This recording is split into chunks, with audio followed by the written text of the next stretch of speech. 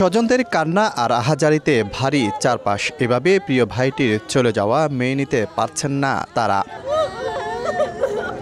রোববার রাতে চট্টগ্রামের রিয়াজউদ্দিন বাজারে পাখিগলিতে খাবার কিনতে যান ছাত্রলীগ নেতা শাহাদাত হোসেন মনা। পূর্বশত্রুতার জেরে এ সময় স্থানীয় কয়েকজনের সঙ্গে তার কথা কাটাকাটি হয়। এক পর্যায়ে পাখির খাবারের দোকানে ঢুকিয়ে শাটার বন্ধ করে মনাকে এলোপাতাড়ি পেটায় অন্তত 10 জন। পরে তার পায়ে রক কেটে দেয় ও পেটে ছুরিকাঘাত করে। ঘটনাস্থলেই মারা যায় মনা। উদ্ধার করে মরদেহ চট্টগ্রাম মেডিকেলের মর্গে রাখা হয়েছে।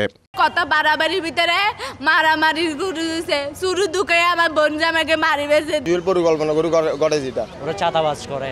আমার দোলাভাইকে অফার দিয়েছিল, আমার দোলাভাই এটা অ্যাকসেপ্ট করে নাই।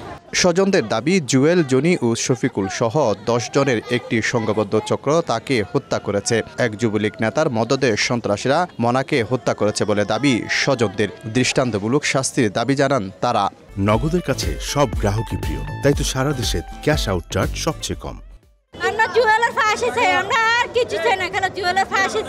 এদিকে থানায় বাদী হয়ে মামলা করেছে মনার বাবা। আসামিদের দ্রুত গ্রেফতারের চেষ্টা চলছে বলে জানায় পুলিশ। ভিকটিমের বাবা বাদী হয়ে মামলা করেছেন এবং আমাদের আসামি গ্রেফতারের চেষ্টা অব্যাহত আছে। ফার্নিচার ব্যবসায়ী মনা নগরীর 30 নম্বর ওয়ার্ড ছাত্রলীগ নেতা। তার বাড়ি মিরসরাই।